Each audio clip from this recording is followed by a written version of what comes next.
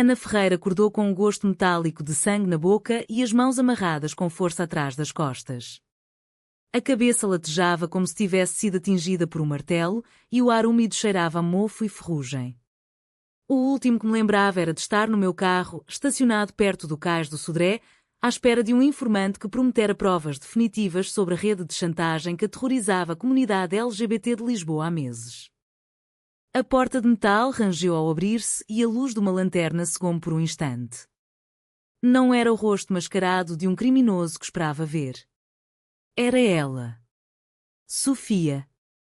A mesma mulher que, 2 meses antes, me traíra publicamente numa conferência de imprensa, alegando que eu era uma jornalista sensacionalista e destruindo a minha credibilidade perante os colegas. Ana, aguenta aí, sussurrou ela, aproximando-se rapidamente e cortando as cordas com uma faca afiada. O meu coração parou. Por que razão a mulher que me destruíra estava agora a salvar-me? Não houve tempo para perguntas. Corremos pelos corredores escuros do armazém abandonado nos arredores de Almada, o som dos nossos passos e quando como tiros na noite. Sofia conhecia cada viragem como se já tivesse estado ali antes. Quando finalmente saímos para a noite fria, o vento do Tejo batia forte no rosto. Entramos no carro dela, um velho Peugeot preto, e aceleramos em direção à cidade. Explica-te, exigi eu, ainda ofegante, esfregando os pulsos doridos que sangravam ligeiramente. Sofia olhou para a estrada, o rosto iluminado pelos faróis dos carros que passavam. Os seus olhos castanhos, os mesmos que eu tanto amara em segredo, estavam cheios de uma urgência que eu não reconhecia. Eu nunca te traí de verdade, Ana. Tive de fingir para me infiltrar na rede. Eles ameaçaram a minha família, o meu irmão mais novo que estuda em Coimbra. O meu cliente principal, um dos cabeças da chantagem, exigiu que eu te desacreditasse publicamente para ganhares distância da investigação. Mas tu continuaste a forçar. Quando soube que te iam raptar ontem à noite, não pude ficar de braços cruzados. A viagem até ao meu pequeno apartamento em Alfama foi um borrão de explicações parciais e silêncios pesados. Sofia contou-me como a rede operava há mais de 2 anos, fotografias íntimas roubadas de aplicações de encontros LGBT, mensagens privadas hackeadas, ameaças de exposição que destruíam carreiras e famílias. Vítimas pagavam fortunas para manter segredos que, em Portugal, ainda podiam custar caro apesar das leis progressistas. Médicas, professoras, executivas, todas no alvo. Eu, como jornalista independente do Diário de Lisboa, tinha passado 6 meses a investigar, publicando artigos que começavam a ligar os pontos. O meu último artigo quase os expôs. O informante que eu esperava no cais do Sodré era, afinal, uma armadilha. Ao chegar a casa, o meu telemóvel explodiu com notificações. A notícia do meu desaparecimento já estava nos jornais online. Alguém tinha visto o meu carro abandonado e ligado à polícia. Isto vai ser um escândalo maior do que eu imaginava, murmurei, sentando-me no sofá velho com as mãos a tremer. Sofia ficou à porta, hesitante, como se não soubesse se tinha direito a entrar. Não podes contar tudo, Ana. Se disseres que eu te salvei, eles vão atrás de nós as duas. E a tua família e os teus pais no Porto ainda não sabem nada sobre nós. Eu olhei para ela, recordando o dia em que nos conhecemos numa conferência sobre direitos LGBT em Lisboa. O sorriso tímido dela, o café que partilhamos depois, os meses de encontros secretos em miradores escondidos. O amor que construímos longe dos olhares. Agora, tudo isso estava em risco. No dia seguinte, a pressão começou cedo. O meu editor, o Dr. Miguel Santos, ligou às 7 da manhã exigindo que eu parasse tudo por segurança. Ana, isto já não é só uma história. É a tua vida, disse ele com voz grave. Os meus pais, conservadores e religiosos, apareceram de surpresa à porta do prédio, preocupados mas cheios de perguntas sobre o tipo de gente com quem eu me envolvia no trabalho. Tu sabes que isto vai afetar a família toda, filha, disse a minha mãe, os olhos cheios de lágrimas, enquanto meu pai olhava para o chão em silêncio. Eu olhei pela janela e vi Sofia à espera no carro lá embaixo. A mulher que eu amara e odiara ao mesmo tempo. A escolha já se impunha, proteger a investigação que podia salvar tantas vidas ou proteger-nos a nós duas e o nosso segredo? O telefone tocou novamente. Era um número desconhecido. Se falares, morres, disse a voz rouca. Desliguei, o coração acelerado. O pesadelo estava só a começar. Sofia subiu as escadas do prédio antigo de Alfama meia hora depois, com um saco de papel cheio de croissants quentes e 2 cafés. Não podes ficar sozinha hoje, disse ela simplesmente, entrando sem pedir permissão. O apartamento cheirava a livros velhos e ao mar distante. Sentámo-nos à mesa pequena da cozinha e, pela primeira vez em semanas, falámos sem máscaras. Ela contou-me os detalhes que eu não conhecia, como tinha fingido trabalhar para o advogado principal da rede, um homem chamado Ricardo Mendes, para recolher provas internas. O traimento público fora planeado para me afastar do perigo, mas eu, teimosa como sempre, continuei. Eu sabia que ias odiar-me, confessou ela, os dedos a tremer ao segurar a chávena. Mas preferi que me odiasses viva do que morta. As palavras dela tocaram-me fundo. Lembrei-me da noite em que nos beijámos pela primeira vez no mirador de Santa Luzia, com as luzes de Lisboa a brilhar lá embaixo. O mundo parecia possível então. Agora, o mundo inteiro estava contra nós. O telemóvel vibrou novamente. Era uma mensagem de um jornalista do Correio da Manhã. Ana, confirma-se que foste raptada? Há rumores de ligação a uma rede de extorsão LGBT. Queres comentar? Apaguei a mensagem. Mas o estrago já estava feito. À tarde, o meu editor chamou-me ao escritório no centro de Lisboa. A direção quer que pares a investigação. Recebemos ameaças legais. Se publicares mais alguma coisa, não posso proteger-te. Saí dali com a sensação de que o chão se abria sob os meus pés. Em casa, os meus pais ligaram outra vez. Vem para o Porto uns dias, filha. Aqui estás segura, insistiu a minha mãe. Eu sabia o que aquilo significava, longe de Sofia, longe da verdade. Recusei educadamente, mas a voz dela ficou a ecoar na minha cabeça. Sofia ficou comigo essa noite, dormindo no sofá. Não nos tocamos. O medo era maior do que o desejo.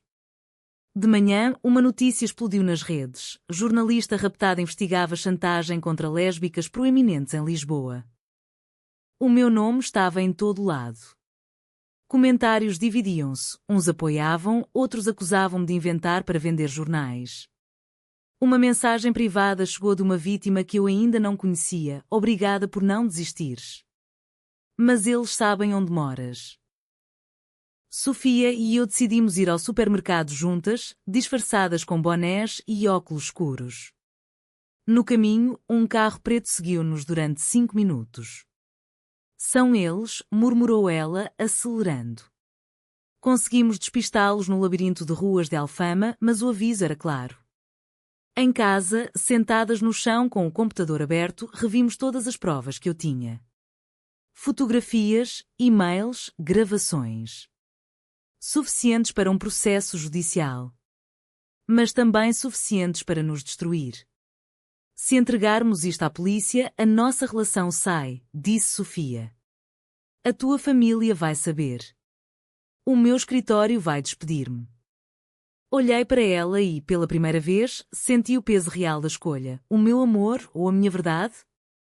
O telefone tocou. Era a polícia. Queriam depoimento oficial. A decisão não podia esperar mais. O comissariado de polícia no centro de Lisboa estava cheio de gente e cheirava a café queimado.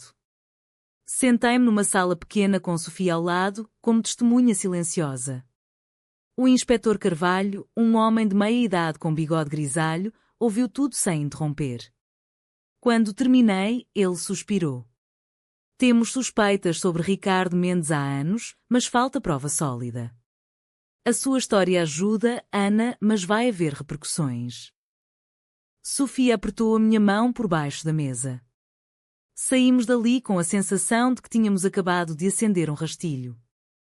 À tarde, o escândalo explodiu de vez. Um jornal rival publicou uma foto minha e de Sofia saindo do comissariado, com a legenda jornalista lésbica e advogada envolvidas em caso de chantagem. O meu telefone não parava. Colegas do Diário de Lisboa enviavam mensagens de apoio misturadas com preocupação.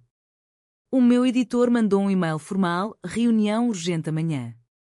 A imagem do jornal está em causa. Em casa, os meus pais apareceram sem avisar, vindos de comboio do Porto. A minha mãe chorava. Como pudeste esconder isto de nós? Uma mulher? E agora este escândalo todo? O meu pai ficou em silêncio, mas o olhar dele dizia tudo. Volta para casa, Ana. Deixa esta loucura. Recusei. Sofia esperava lá fora, no carro. Quando entrei, ela chorava em silêncio. Eu causei isto, disse ela. Se não tivesse fingido trair-te. Nessa noite, discutimos pela primeira vez desde o resgate. Tu escolheste proteger-me mentindo, gritei. Eu escolhi proteger a verdade mentindo para ti. As palavras doíam, mas eram necessárias. Acabámos abraçadas no sofá, exaustas. De manhã, a reunião no jornal foi pior do que esperava. O diretor-geral estava presente.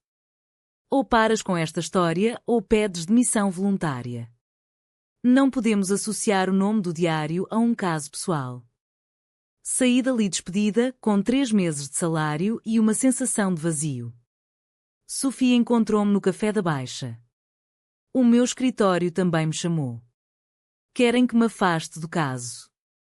Mas eu não vou.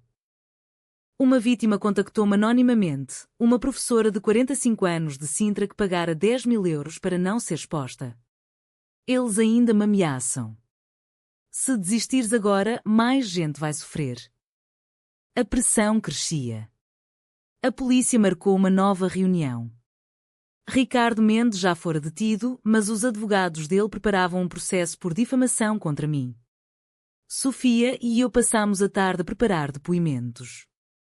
Cada palavra podia salvar ou destruir. À noite, um carro acelerou perto de nós na Rua Augusta. Quase nos atropelou. Corremos para um táxi. O medo era constante. Não aguento mais esconder-nos, disse Sofia baixinho. Eu sabia que ela tinha razão. Mas o preço era alto demais. A audiência preliminar no Tribunal de Lisboa foi marcada para quinta-feira. Os corredores estavam cheios de jornalistas. Entrei de cabeça erguida, com Sofia ao lado. Os flashes dispararam. Ana, confirma a relação com a advogada? Ignorei. Dentro da sala, o advogado de Ricardo Mendes atacou logo. A senhora Ferreira inventou tudo por vingança pessoal. A relação lésbica com a minha cliente é prova de conflito de interesses. Sofia levantou-se. Eu sou testemunha. E não vou mentir mais. A sessão foi suspensa. Lá fora, os meus pais esperavam. Chega, Ana. Ou negas isto tudo ou não voltas a ver-nos. As palavras cortaram como faca. Em casa, Sofia e eu ficámos acordadas até tarde. Se eu testemunhar completamente, perca a licença de advogada, disse ela. Mas se calar, a rede continua. Decidimos arriscar. No dia seguinte, uma manifestação espontânea de apoio à comunidade LGBT aconteceu em frente ao tribunal. Centenas de pessoas com cartazes, silêncio mata. Eu estava lá, com Sofia de mão dada pela primeira vez em público. O momento foi libertador e aterrorizante. A minha mãe ligou a chorar, a vizinhança toda sabe. Como vamos à missa agora? O meu pai não falou. O processo por difamação avançou. O jornal rival publicou mais detalhes sobre o nosso passado. Colegas antigos ligavam para perguntar se eu estava bem. Uma noite, Sofia recebeu uma ameaça por e-mail. Se continuarem, o irmão paga. Ela tremeu. Fomos à polícia outra vez. O inspetor Carvalho prometeu proteção, mas eu via nos olhos dele que não era suficiente. Decidimos mudar de casa temporariamente para um apartamento emprestado em Belém. Ali, com vista para o Tejo, falámos do futuro. Se sobrevivermos a isto, quero casar contigo, disse Sofia de repente. Ri-me pela primeira vez em semanas. Mas o riso era amargo. O clímax aproximava-se. A audiência final estava marcada. Eu tinha de escolher testemunhar tudo, incluindo a nossa relação, ou aceitar um acordo de silêncio que salvaria as nossas carreiras, mas deixaria a rede livre. Sofia olhou-me nos olhos. A escolha é tua, Ana. Eu apoio-te. O peso do mundo inteiro estava nos meus ombros. A audiência final começou às 9 da manhã. A sala estava lotada.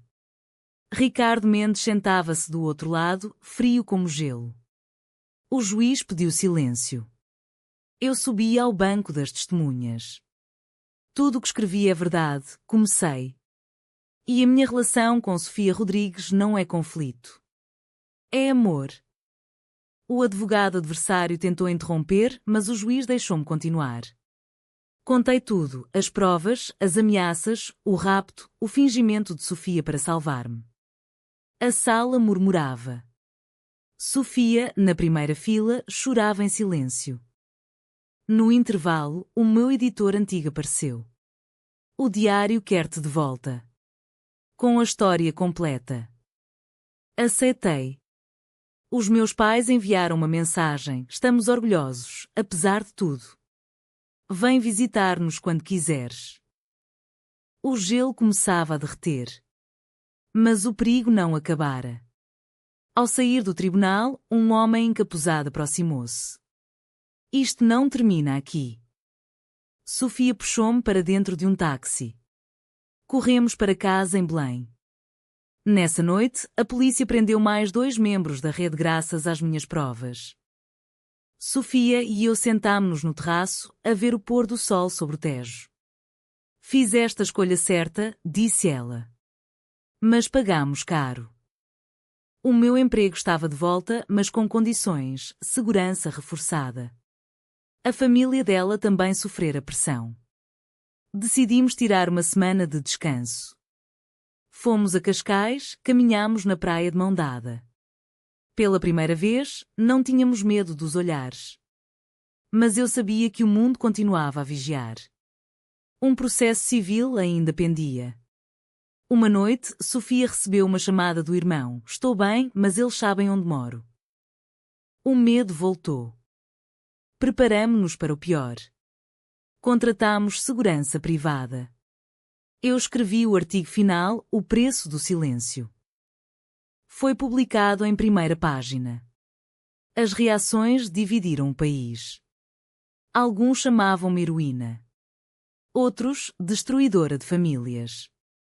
Sofia perdeu 2 clientes importantes. Mas ganhamos algo maior, a verdade. Numa reunião com as vítimas, uma delas disse: vocês deram-nos voz. O momento foi emocionante. Regressamos a Lisboa mais fortes. Mas a decisão final ainda pendia: aceitar um acordo judicial que silenciava tudo ou continuar a luta em tribunal aberto. O juiz leu a sentença na última audiência: Ricardo Mendes condenado a 8 anos de prisão. A rede desmantelada. A sala aplaudiu. Sofia e eu abraçámo-nos à saída, ignorando os flashes. Os meus pais estavam lá pela primeira vez em público. Perdoa-nos o silêncio, disse a minha mãe. Eu abracei-a.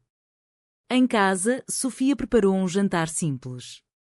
Sobrevivemos, disse ela, servindo vinho. Bebemos ao futuro incerto mas nosso. Meses depois, a vida retomou um ritmo novo. Eu voltei ao diário com uma coluna sobre direitos LGBT. Sofia abriu o próprio escritório, especializado em vítimas de discriminação. Casámo-nos em privado, só com amigos próximos, num mirador em Sintra. O amor que quase nos destruiu agora era a nossa força. Mas o preço ficou marcado: amigos perdidos, família distante, olhares na rua. Ainda recebo ameaças anónimas ocasionalmente. A sociedade portuguesa mudou um pouco, mas não o suficiente. Numa noite de outono, sentadas no mesmo sofá de Alfama onde tudo começou, perguntei a Sofia: valerá sempre a pena? Ela sorriu. Sempre. Olhei para o Tejo lá fora e soube que a luta continuava. O silêncio protege ou destrói mais do que a coragem? Verdadeiro ou falso?